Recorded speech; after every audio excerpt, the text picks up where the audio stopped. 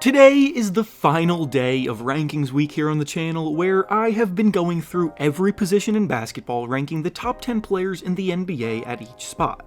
I post these rankings twice per year, once midway through the season and once in the off-season, because a lot tends to go down in between, and it's important to always adjust based on new information that is presented to us. In my last 4 videos, I've already gone through the rankings for the point guards, shooting guards, small forwards, and power forwards, so if you missed those, be sure to go back and watch them too, but today we'll be going through the center position that includes some MVP winners, defensive anchors, and young rising talent. Before we start though, it turns out a good amount of you watching right now aren't even subscribed to the channel, so if you enjoy the content, consider hitting the subscribe button, as not only does it help out a ton, but I'd also very much appreciate it. Now with that being said, let's begin. Before we get into the top 10, we'll start with a few honorable mentions that just missed the cut, and the players that fall into this category are DeAndre Ayton, Nikola Jokic, and Jarrett Allen. Ayton has all of the talent to be a top 10 player at the position, but his mindset at times can hold him back from reaching those heights, and he doesn't always seem fully bought in during big moments, having been benched a few times down the stretch of games in the playoffs this year. Nikola Jokic is another player who has been in the top 10 for years as a versatile offensive player who can score inside and out, but due to a combination of his own individual play slowing down and others proving to be more impactful, he's on the outside looking in as well. Then Jarrett Allen is a fantastic interior defender for the top-ranked defense in the NBA, but offensively, he's probably the worst of all the centers that we'll be discussing today.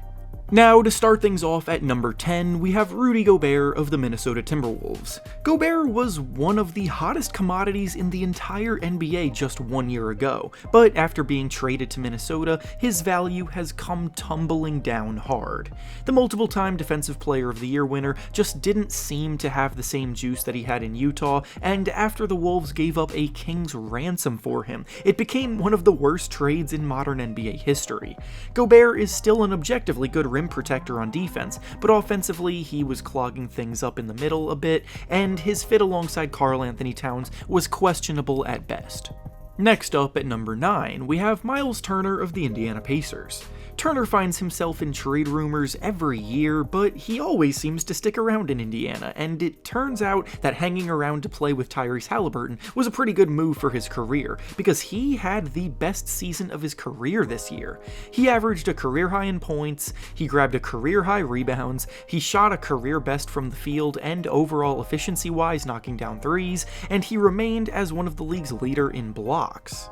Up next at number 8, we have Brook Lopez of the Milwaukee Bucks. Lopez has always been one of the more underrated big men in the NBA, but there was no denying the massive impact that he brought to the top seed in the Eastern Conference this year.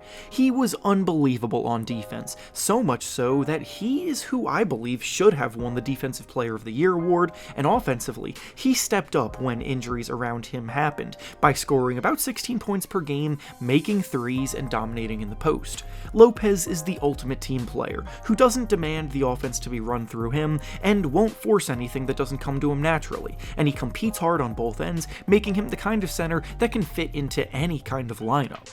Next, at number 7, we have Kristaps Porzingis of the Boston Celtics. Porzingis' career has gone through a lot of ups and downs ever since his torn ACL, but in Washington last year, he was a highly efficient stretch big man, scoring 23 points per game, making 50% of his shots and 39% of his threes, and his confidence seems to be restored to where it was in his early Knicks days.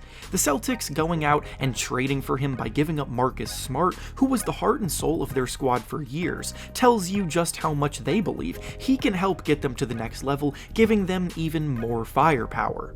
Next, at number 6, is Domantas Sabonis of the Sacramento Kings. In his first full season in Sacramento after being traded there at last season's trade deadline, he did what many thought was impossible and helped lead the Kings to their first playoff appearance since the George Bush administration. Sabonis' ability to function as a second passer with elite court vision in the offense, surrounded by three-point shooters and cutters, made the Kings the #1 ranked offense this year, and Sabonis was in the middle of all of it, stuffing the stat sheet. He averaged a ridiculously efficient 19 points per game, he reeled in a league-leading 12 rebounds, and he was dishing out 7 assists per game too, doing a little bit of everything out there.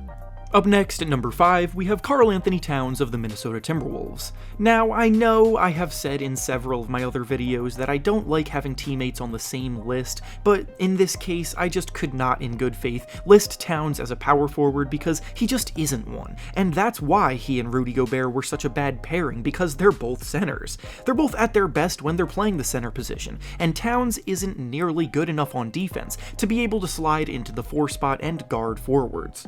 Offensively, Towns has always been one of the most talented shooters and overall scorers at the position, but he's never been good enough to win anything significant, which kind of has him hovering in the middle of the list.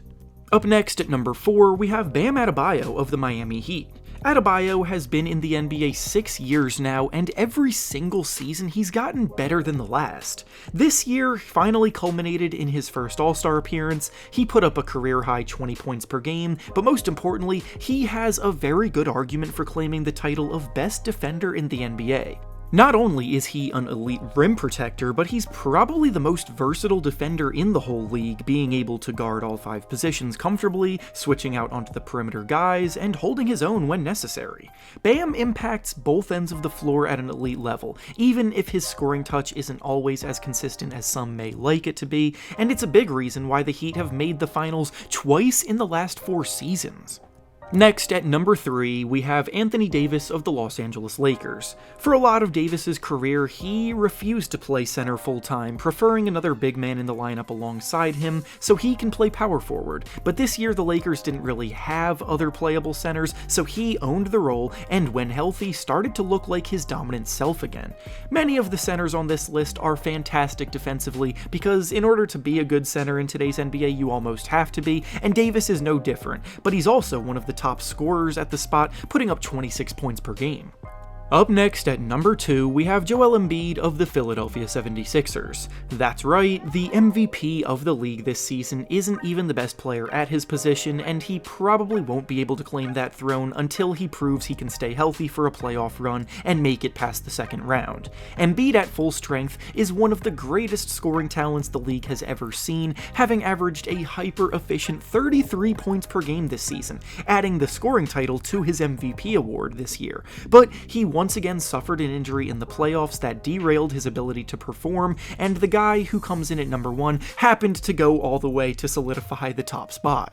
And finally, all of these lists have culminated in the reigning finals MVP being labeled the number 1 center, being of course Nikola Jokic of the Denver Nuggets. Jokic is the winner of the last 2 MVP awards before this year, but this year he solidified himself as one of the best players the game has ever seen, winning the finals and taking home finals MVP. Jokic's dominance in the post, combined with his all-time great court vision and passing talent, make him ridiculously tough to stop, and he himself can turn any team into a top-ranked offense single-handedly. And with that being said, that's all I have for you today. Make sure to like the video, subscribe to the channel, and comment down below how you would rank the centers right now. Thanks for watching, and I'll see you all next time.